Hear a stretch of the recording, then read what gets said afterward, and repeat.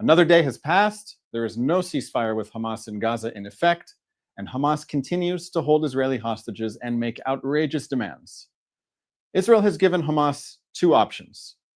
The first option is quite generous. It's an offer to extend phase one of the ransom payment, where Israel agrees to release huge numbers of convicted Palestinian terrorists in exchange for hostages. The second option is that Hamas surrenders immediately and turns over power in Gaza to a new government.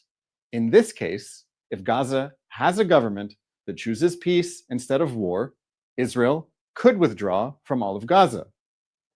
Hamas has rejected both options. Hamas is demanding that Israel must withdraw completely from Gaza and end the war so that Hamas can remain the government of Gaza and begin to rebuild its military infrastructure and prepare for more massacres. That's what Hamas is demanding from Israel in exchange for the remaining Israeli hostages. Let's be clear. The ceasefire that was phase one of the hostage ransom payment has expired. As long as Hamas refuses to release more hostages, the ceasefire is over. Hamas knows it's over. This morning, Hamas continued to probe Israel's defenses in order to see what it can get away with.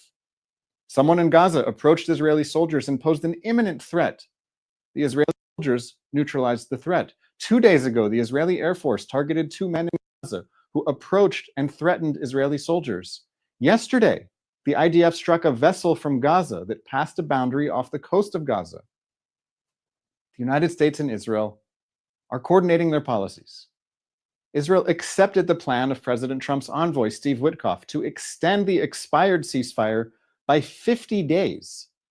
That time period includes all of Ramadan and Passover.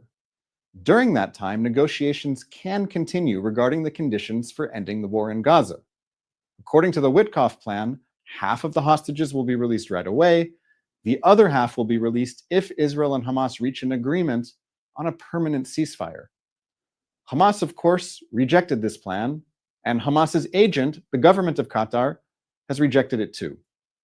Qatar and Hamas are insisting that Israel withdraw completely from Gaza and accept a ceasefire that leaves Hamas's military intact. In the meantime, Israel has announced that it will halt the shipment of food and supplies to the Hamas government of Gaza until the Hamas government of Gaza releases the hostages that the Hamas government of Gaza has been torturing and starving for nearly 17 months. Never in the history of humanity has a nation delivered so many supplies to enemy territory while that enemy is holding hostages and promising to annihilate its neighbor as Israel has to Hamas in Gaza. I want to share something I learned from reading an Instagram post written by Hamas captivity survivor Emily Demari. This is an amazing story, and it raises a lot of questions. During the October 7th massacre, Hamas terrorists broke into Emily Demari's home in Kibbutz Kfar Aza, shot her at close range in the hand and leg, and took her back to Gaza as a hostage. We now know that Hamas terrorists took Emily to Shifa Hospital in Gaza City for surgery. I want to know, did anyone in the hospital, a doctor, a nurse, an administrator, tell someone in the outside world that Emily was there? Emily said that before the Palestinian doctor performed surgery on her hand, he said to her, "Hi, I'm Dr. Hamas." Everyone working in Shifa Hospital on October 7th saw that armed Hamas men brought hostages seized from Israel into the hospital. There's video. Did any of the medical workers say anything? If you have an answer, let me know in the comments. I think we have time now for a couple of questions from our audience watching live on social media. Thank you, Daniel. Our first question comes from Iris on Instagram. Where does Trump's plan for Gaza stand?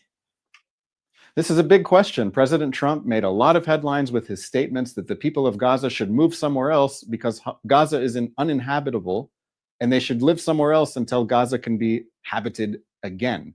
This, in many ways, is a common sense approach. If you can't live somewhere because of a war that your government started and that government brought ruin to your own territory, you're a refugee and you should be looking for somewhere else to live until your situation improves. It's common sense. This is what happens in every war around the world, including in Ukraine.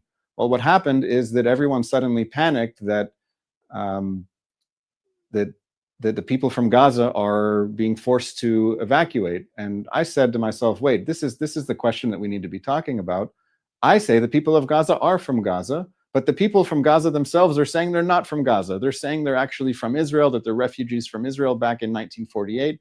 And 1.5 million of them have the right to invade Israel, conquer Israel, move to Israel, settle in Israel, and change Israel's name to Palestine. So what President Trump did was shine a spotlight on this issue and make people realize that the people of Gaza are at home in Gaza, and they need a government that will choose to live in peace rather than a government that chooses war.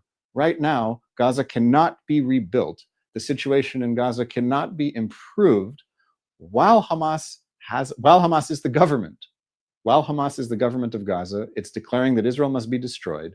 It's continuing to hold hostages. There can't be any expectation that building materials will enter Gaza that Hamas can use to rebuild its military infrastructure. So the only path forward is a Gaza that is willing to live in peace with Israel. And I hope the whole world will get that message and send that message clearly, or else the war is going to intensify and the situation is going to get even worse for the people in Gaza. Thank you. This is our final question. Lotem on Instagram asks, where does the ceasefire in Lebanon stand? Well, back in November, Israel agreed to a ceasefire with the government of Lebanon. In effect, we're talking about a ceasefire with Hezbollah. And the ceasefire said that Hezbollah must disarm, that Hezbollah cannot be a separate militia from the government of Lebanon. And if Hezbollah remains armed, then it's a violation of the ceasefire. More than 60 days have passed since this temporary ceasefire came into effect. And as far as Israel is concerned, Israel is going to remain in key points in Lebanon so that it can enforce the ceasefire agreement that no one else is willing to stand up and enforce. We're not going to make the mistakes of the past where we watch a Hezbollah terrorist army become armed and dangerous and ready for war on Israel's border while it's declaring that Israel must be destroyed. That was a mistake. Hezbollah was able to participate in Hamas's war one day after the October 7th massacre. Hezbollah joined Hamas's war, fired thousands of rockets, anti-tank missiles, suicide drones, and forced 60,000 Israelis living in northern Israel to evacuate their homes because Hezbollah was shooting at them. It's really uncertain how the situation in Lebanon is going to resolve itself. The government of Lebanon needs to make clear that Hezbollah must disarm, or else we're going to have a lot more problems in Lebanon than we do today. Just before I went live to do this briefing, I saw the headline was that Israel struck a target in Lebanon, perhaps a high-value Hezbollah target. It's not really clear at this, but everyone should understand that Israel is not going to wait for Hezbollah to disarm. If Hezbollah refuses to disarm, if the government of Lebanon refuses to disarm it, if the United Nations and other countries that care about the future of Lebanon do nothing, Israel is not going to wait while a terrorist army mobilizes on its border. The whole world needs to get that message. I want to thank everyone for watching. This has been the live daily briefing of the Israeli Citizen Spokesperson's office. Please keep following us on social media. We will be back tomorrow at 3 p.m. Israel time, 8 a.m. on the East Coast. I wish you all a lovely day. Thanks for watching. Drop a comment below. Don't forget to like, share, and hit subscribe to stay updated with our latest content. Until next time, stay informed and inspired. This is Djobnik signing off.